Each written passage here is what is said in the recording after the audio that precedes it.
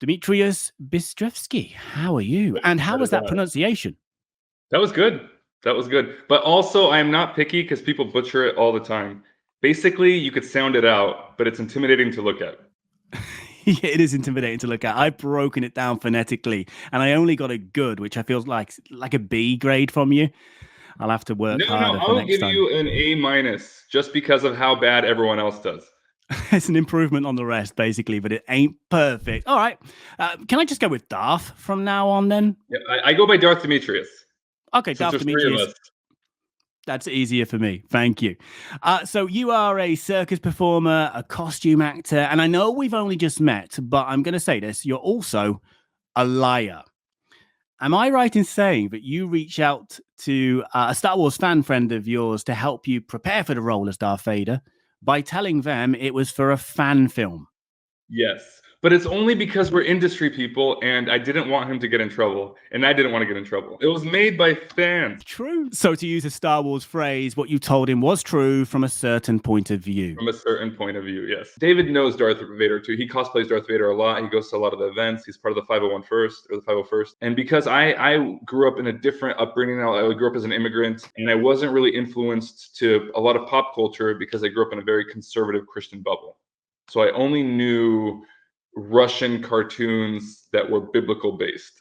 So that was like my point of reference. And even though it was this mega sensation, I only saw a small reflection of it through society and everything else, but I wasn't really paying attention. So I didn't really get introduced to Star Wars till I was like 15, where I watched it for the first time and understood what it was. So I didn't have that cultural context. I didn't even understand how valuable and how impactful this character has been to everyone. So David sat me down and he explained it to me what it felt like to be a kid. I forgot he was like 12 or 13, of what he experienced when he watched it for the first time and why it was such a huge hit. And when he explained it to me, then I understood really how valuable it was. Not just as a piece of story, but how valuable as an icon it is and how important it was. And that was supposed to relieve me, but that actually made me more manic because then I understood the value of it. And at that point, I just made a promise to myself, and I was like, I'm gonna approach this 100%, 1,000%. I watched all the movies first of all. I studied all the mannerisms. I got it all down. And coming from the circus, we have like circus grit. We train long hours and for long periods of time because in circus, you don't get good at something, you master something. So I was like, I'm gonna approach it, 10 hours a day. I had my first walking test, camera test with Deborah Chow. And my first homework assignment and the most important assignment in the very beginning was to get a special walk, a certain walk. The walk. And the walk. And that this seems something easy, but I practiced this walk for 1,000 hours. No, I can imagine. I can imagine. I want to ask you about the walk and the physicality of the role because I know this has been a 9-month project for you. I know I've heard read how physically demanding it was for you, and also mentally demanding, which I want to come on to in a moment. But just to be clear, for people not in the know, so you're credited as Vader performance artist, but the Kenobi production, it goes against the Sith rule of 2 in a way because there's actually 3 of you on camera as part of Team Vader. So just for anyone not in the know, what exactly does Vader performance artist entail? Okay, so there's actually 6 people who contributed to the role. 6 people who contributed to the role. And then 3 people who are physically shown in the role. And at first, people on the internet were kind of shocked by this, but this actually isn't something new. This is exactly how the old ones were done, how the prequels were done. And not the prequels, the originals. Because in the originals, there was David Prowse. That's who I play. I'm David Prowse. Then there was Bob Anderson, who was an Olympic fencer. That's our stunt Vader, Tom O'Connell. And then there was also Sebastian Shaw, who played the face of Anakin, and he was a theatrical actor. And that's who Hayden Christensen plays. Hayden Christensen plays Anakin Skywalker turned into Darth Vader. Right. And the main thing is that we're working as a team to create the best possible product, right, where it made sense. So everyone focused on their specialties. My whole journey was just the performance. So I'm the Darth Vader performance artist. What that means is I'm the suit actor for Darth Vader. So all the scenes when the helmet is on, all the acting scenes as Darth Vader in the suit is me. Outside of the fighting and the stunts, which is done by Tom O'Connell, our stunt Vader.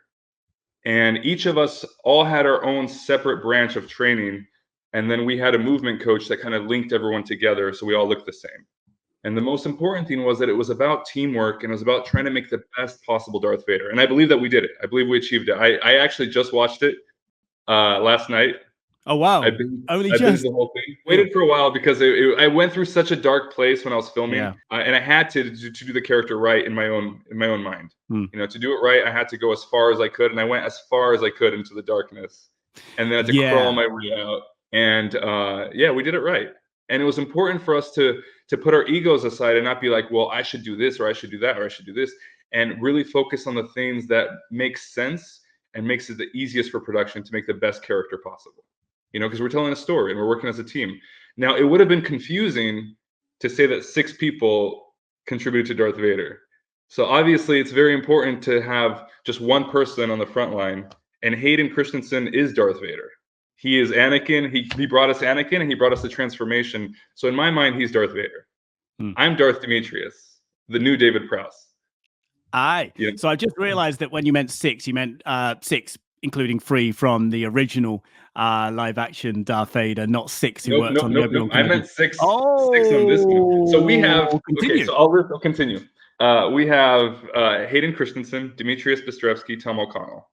Right? We all one focused on fighting, one focused on physicality and performance, one focused on really the emotional burden of the connection between Obi-Wan Kenobi and Anakin. Right? That is completely necessary to have that. But we also had James Earl Jones do the voice, right? And then we also had Dorian Gregory, who was the on-set voice actor, who did everything on set, because, you know, set hours is 14, 15 hours a day. That's very, very brutal for anyone to film. So we had an on-set voice actor who I worked with specifically, who would deliver the lines either on a loudspeaker or in an ear comm, and then I would react to the lines. Now, I would still have to learn the lines, and in the beginning we tried it, but it would shake the helmet, and we found that I wasn't completely connected with nailing the mannerisms when I was focusing on the lines and focusing on not shaking the helmet and all these other things. So then later on, we had it where the voice actor would do the scenes with intensity, and then I would match the intensity with my performance. And then we also had Olga Sokolova, who was our movement coach, who gave not performance notes, but physicality notes, like pull the head up, make sure the head's not tilting, make sure the helmet's not shaking, make sure the hips aren't swaying. So there's a lot of stuff for continuity to have all 3 of us match each other. And that was the movement coach. So the entire team Vader was 6 people to bring the one character. Yourself, Hayden and Tom, like you mentioned, you had your own individual roles, but at the same time, did you work closely together at the same time? It all depended on the filming schedule. You know, Tom and I started boot camp together because we were the ones who were going to be suit heavy. So we started boot camp earlier on, and we did, I don't know, I forgot, it was like a month and a half of boot camp together, I think.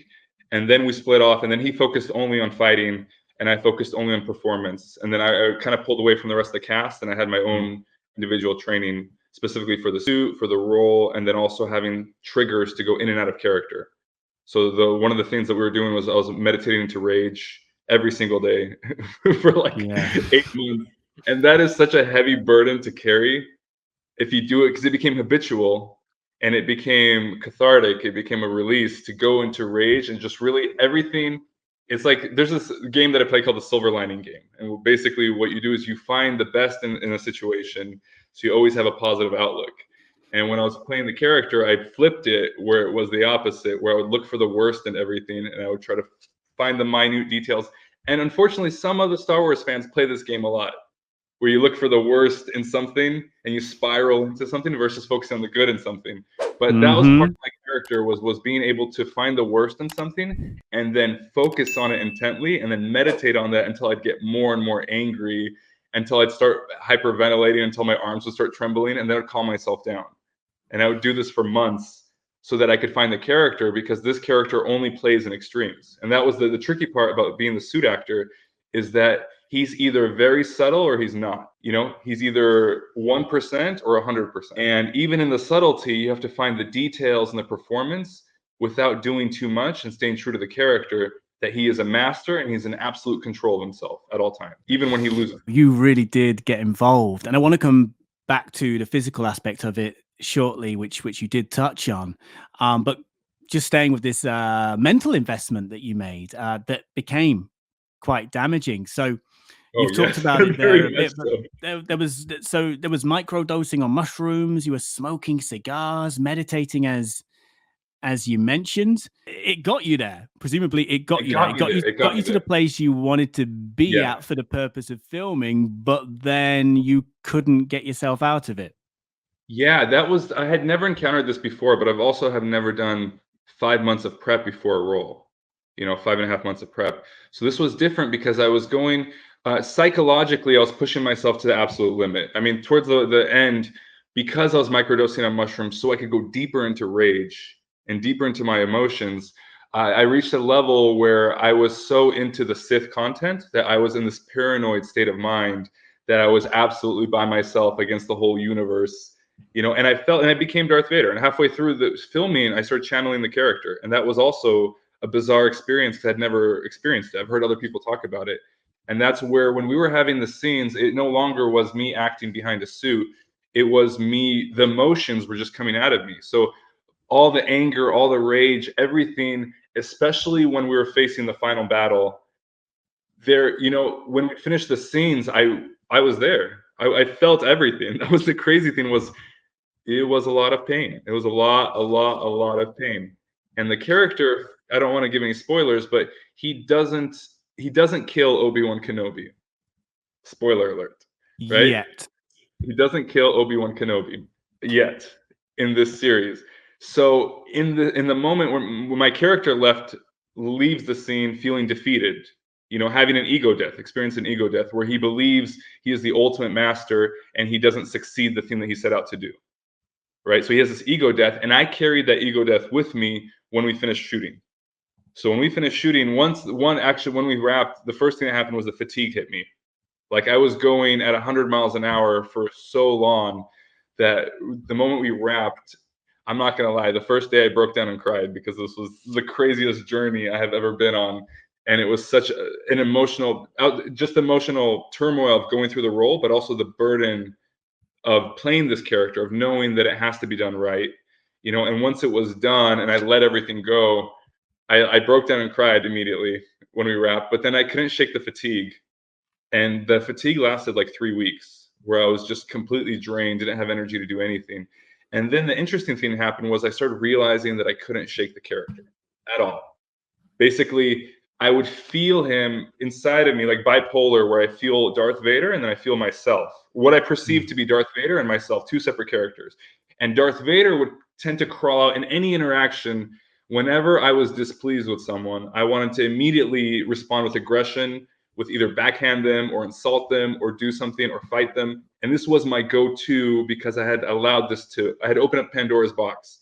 This is what I had stayed in this mindset for so long, that I didn't want to take crap from anybody. Even what I perceived to be the slightest inconvenience was instantly like, no, and I started feeling it more and more, but because I've been meditating into rage and experiencing this, I could contain myself back, but still feel the emotions.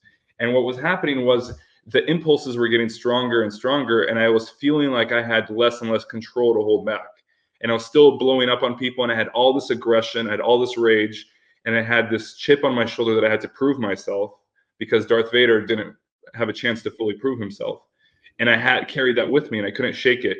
So then when I realized, and also I hadn't smiled in like 5 months or whatever, I was in this manic place. So I went on a whole 3-month spirit journey to shake the character and try to find my center Three again. months. 3 months 3 months. to come back 3 to the months. light, if you like. And Wow. I barely came back to the light.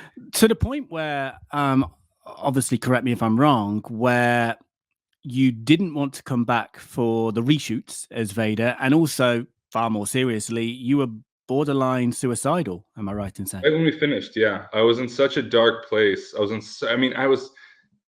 I went so far psychologically for the role that I was like, this is my golden ticket to prove myself as an actor, as a suit actor. We don't really have too many opportunities that come up like this, like a Darth Vader. So I was ready to pay any price necessary. And a part of it, like I said, I was chain smoking cigars, not healthy at all. I would smoke like 3 to 5 cigars till my lungs burned, And literally I could feel my lungs burning, and my body obviously doesn't want it. I'm an athlete, everything's uncomfortable. And then I'd sit with the nebulizer, and the nebulizer would relieve the burning of my lungs. And then I would meditate with the nebulizer, and I would blame everything on Obi-Wan. And what I realized was that Obi-Wan for Darth Vader is his straw man. It's the one thing he could channel everything on and blame everything so that he doesn't have to take responsibility. And that's what it was for me too, was rather than taking responsibility for my own actions of the hell that I was putting myself through for the role, I was able to channel all that towards Ewan, towards Obi-Wan, right? And I would sit there with the nebulizer, and I would just seethe. I'd be so mad because my lungs were ruined because of him. It was his fault that he took this away from me. And that's really, so by the time we got to filming, my mind was in this chaotic state where I could easily blame everyone but myself for everything, right? And then in the process, I ended up exploding on a bunch of people. I exploded on a producer, I exploded on my housemates, I exploded on a homeless person. In the sense of, because I was holding so much tension and anger in me that I was always a fuse ready to explode. You must have been a nightmare to live with. Yeah, I just kind of distanced myself from everybody, and I kept to myself for the whole time. I became Darth Vader. I had to be by myself because I couldn't be around people. I shouldn't be around people. Obviously, you pushed yourself to the limit, and I'm not going to say that's the right thing to do, the healthy thing to do if you do it again. It's not the right thing. I will tell you right now, it's not the right thing. It's not. I was just going to say to you, the result is fantastic. So from that point of view, it seems for me easy to say worthwhile. However, it seems to me like something you probably shouldn't do again. So could you do this role again? And if you did, how would you approach it differently? I think a big part of it is, the crazy thing was during our reshoots, I made peace with the character. And this was the craziest thing, it was like the full cycle of completing my spirit journey, which was at the very end, I didn't want to do the reshoots because I was terrified of the character. I went on this whole journey where I traveled for 3 months. I visited all my family, reconnected with every mentor that I had. I taught children. I taught free workshops everywhere. I went to Mexico to teach workshops. I was just trying to give as much as I could to try to bring happiness back to my life, because I couldn't find happiness in anything. All I found was just destruction, hate, anger. That's where my mind was at, after we finished. So what ended up happening was I broke my hand at an audition. And when I broke my hand, I'm able to heal myself through meditation by visualizing the stem cells come through, basically just visualizing the power of belief, like the placebo effect, to heal myself. So when I broke my hand, I was in Mexico. I spent the whole time, like 12 hours a day, just staring at my hand to heal it, because it was one of those injuries that I needed surgery, and I didn't get surgery. And if it didn't heal right, I would never be able to do handstands or juggle or do sword work or anything, because it would affect my grip. So it was very important. And because I was able to focus all my awareness on something, which was healing my hand, that's what pulled me out of that mindset, was doing something for my own sake, to help myself, to heal myself. So all this happened, and I finally felt good. And then they called me for the reshoots, and I asked if Tom, or the stunt Vader, if he could do it for me. I was like, my mom's in town. It's really inconvenient. I was trying to think of excuses. I was like, can we just have Tom do it? Any excuse not to play Darth Vader, which most actors would be, if they just heard that quote in isolation, would be like, what? But of course, there's a reason. They don't understand the burden that Darth Vader is. Yeah. But so during reshoots, there was this moment where I put the suit on our first day of reshoots. So I had put it on for a fitting test, and immediately, because of like muscle memory, the moment I put the suit on, the rage came back instantly, like a storm. And the first time I fought it, and the second time I put it on, because we spent, and even when I was on set, I spent most of my time meditating, staying in the mindset. And I'm an avid meditator, and I believe that I can heal myself through meditation, just like Darth Vader. So that's what I did. We're very similar mindsets, both Darth Vader and myself, Anakin and myself. And then as the storm got bigger and bigger and bigger, I heard my own voice in my mind say, "I am a monster." Right? And then I tried to dispute it, but it was true. That was the crazy thing, because it wasn't Darth Vader's voice, it was my voice. And what I realized was that in my mind there was Darth Vader and there was myself, but it was actually the same person. That was the realization, that I was Darth Vader, because I had found so many parallels within Darth Vader and myself, that to play him truly and authentically, I had to expose myself to my shadow self. I had to see myself for who I am and for what I've done and how I've lived my life up to this moment, how I've treated other people and everything else. As I was finding parallels to play the character, I was really exposing myself to myself. And in that moment, when I heard my own voice say, "I'm a monster," I smiled because I knew that it was true. Mm. And in that moment that I knew that it was true, the storm went, and that was it. And there was no more battle. Because Wow. beforehand, I had found the darkness within myself, and that was a separate character than who I perceived myself to be. And then I realized that that was me.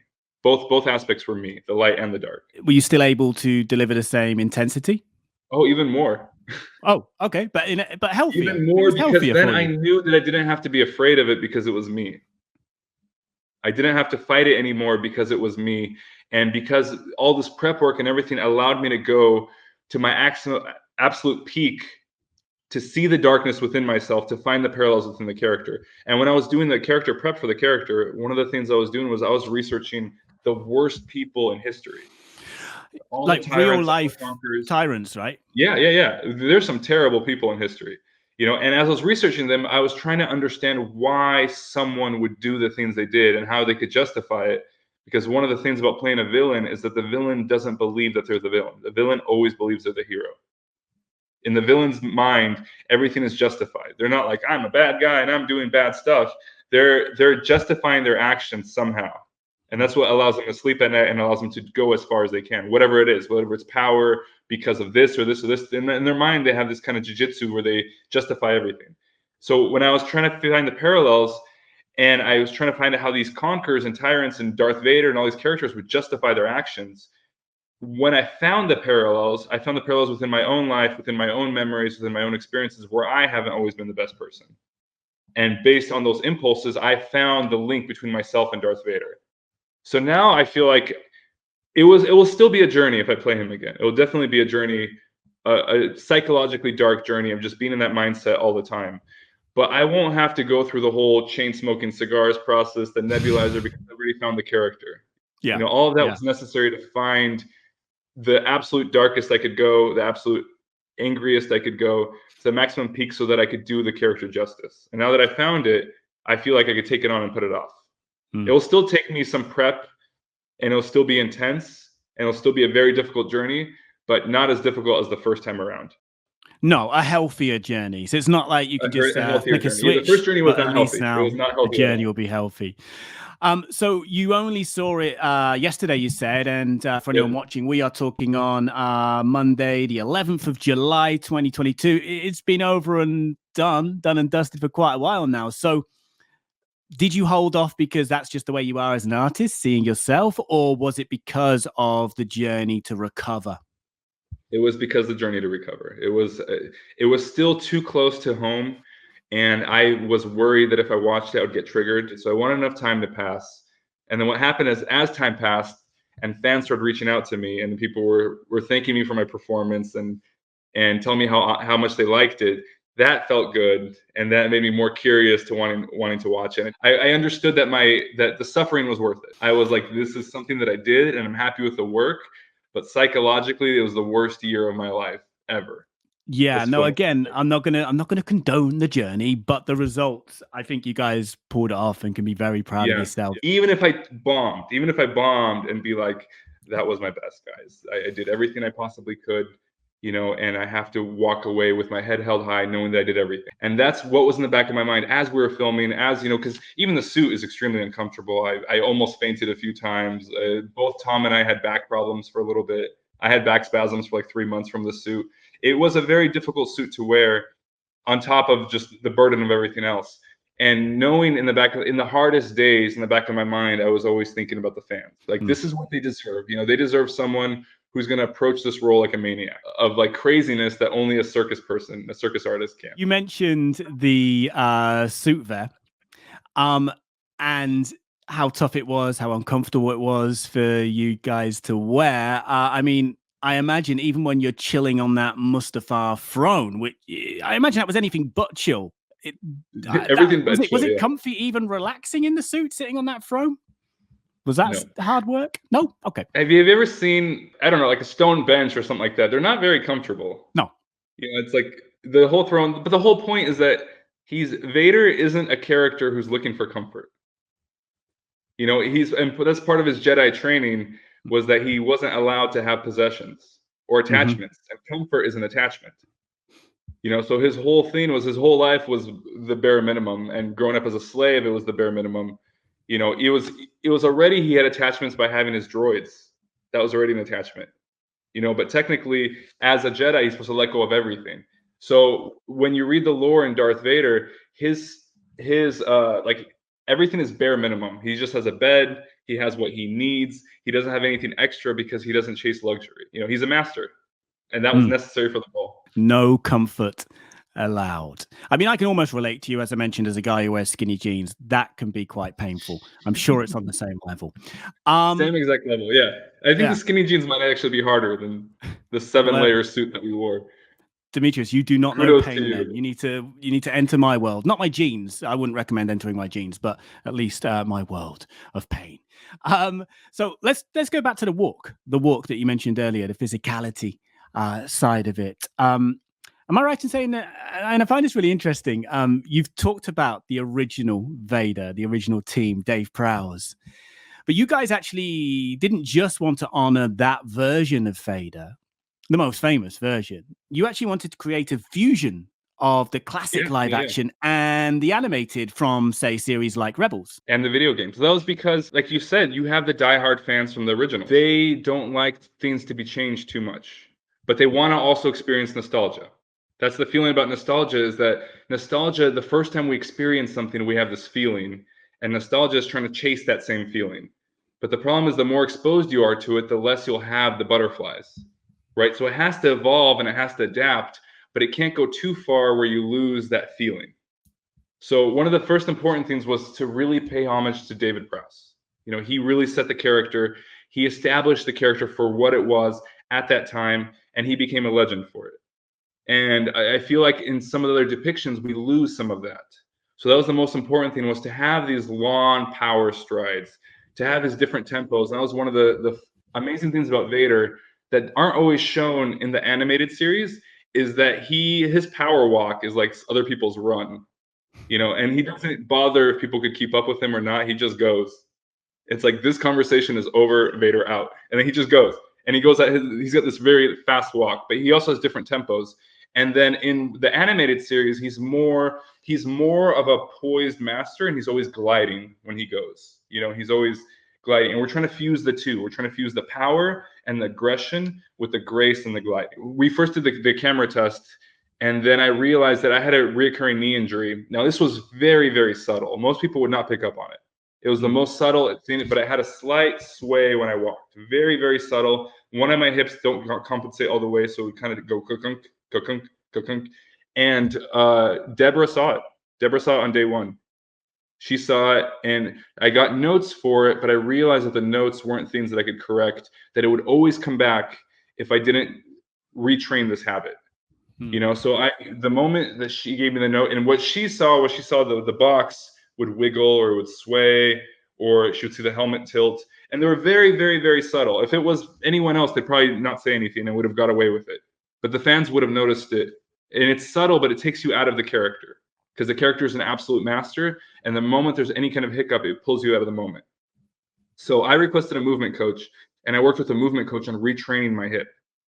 But the thing is, to retrain an injured hip is like impossible. It takes years and years and years. And I did it in a crash course. I didn't have years. I had months. How long? Months. Months. I had 5 months to do it. So we were doing a lot of these like Pilates like exercises to learn how to activate the hip, to close the rib cage, to pull the neck up, to hold the head in place, keep the shoulders level. So we had a lot of these kind of like ballet like body manipulation exercises. And then I practiced to walk every single day for 3 hours. That was part of my routine. 3 hours a day I practiced to walk, 3 hours a day I trained sword. And it was necessary to find the character. Yeah, because for me, it was a master, and I've been around masters. So I know that a master isn't a word you throw lightly, and this is Vader's comeback after 10 years of, Obi-Wan hasn't seen him for 10 years. So I walk 3 hours a day, and then I would get tweaked notes from my movement coach, and I would continue the walking.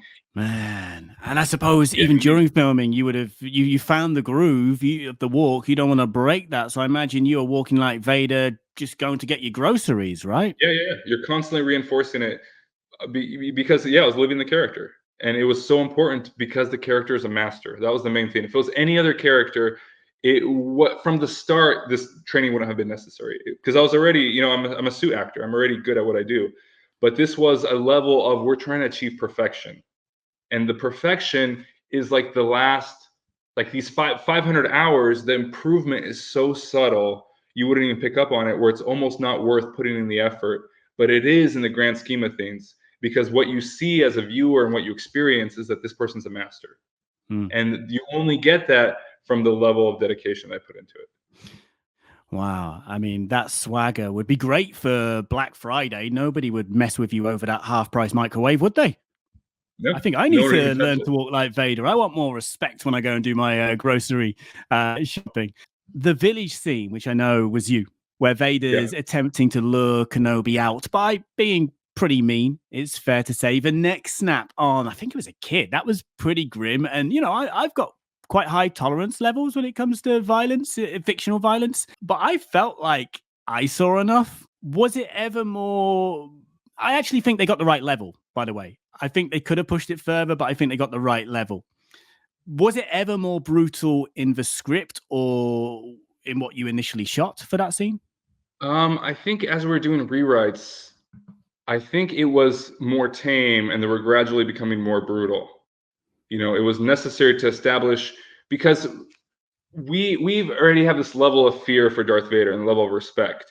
But if we played the character exactly how it was played in the originals in our day and time, people would destroy it, because we have established other characters in the Marvel universe and video games that are much stronger and much more aggressive. So we now know that Darth Vader is the most iconic villain, and he was the worst of the worst to become Darth Vader. He was worse than the sisters cutting off someone's hand. So that was, we had to push the boundaries to establish this is the new Darth Vader. This is the new standard. I personally, because I was in that mindset, I wanted to go as dark as possible. I was like, let's go. And I hope if there ever is like a Vader spin-off show, I hope that we get to explore how dark we could go with it. Because you are a student of Vader. You are Vader, but you also are a student of the character, all the studying that you went through. I saw something, to be honest, I didn't read the full interview, so I just saw something, but may well have been out of context, that in one of the original versions from the original writer, Vader won the duel with Kenobi. Do you think he should have won that final duel? I think he is not yet a master. So I don't think he should have won it, because he has to be put in his place. Because what happens next is the interesting part. Is what happens after the ego death. So here you are, your ego gets built, right? You think you've plateaued, you've hit your peak, and then you have your ego death, and you crumble all the way back down, and you realize you're not as good as you thought you were. And then from there is the climb up, and that climb up is the interesting part, because you surpass what you originally were. Tremendously surpassed, right? So this is a moment where he now has a chip on his shoulder, and he has to prove himself. And this is the Vader that everyone becomes afraid of. Is the Vader that goes solo to planets and conquers entire planets by himself, destroys cities, lays waste to armies. This is the person who reignites that spark. That spark for him was Kenobi, and that was if he beats his master, then he will become a master. And then he realizes that he cannot beat his master at the state that he was in. And that is humbling. And that humbling experience is what allows him to go even darker and even further into the dark side and become the Darth Vader that everyone fears, to become the legend of Darth Vader. Yeah. And so also I think he's supposed to lose. He's supposed to lose. Yeah, no, I buy that. I prefer that version. And also for me, the line in A New Hope, episode 4, to paraphrase, when I left you, I was just a learner. Now I am the master. He's been on another journey since that meeting. He's been on a journey, his own journey of darkness, but it's his own journey also. He has his own villain's journey, which is very parallel to the hero's journey. Just finally, I think the Qui-Gon Jinn, Liam Neeson cameo was very much expected, and it was teased as well from the get-go with the series, as well as rumored beforehand.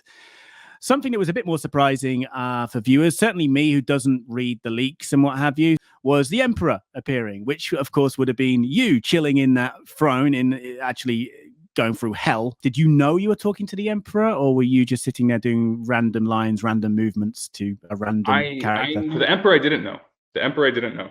That was a surprise to me, yeah.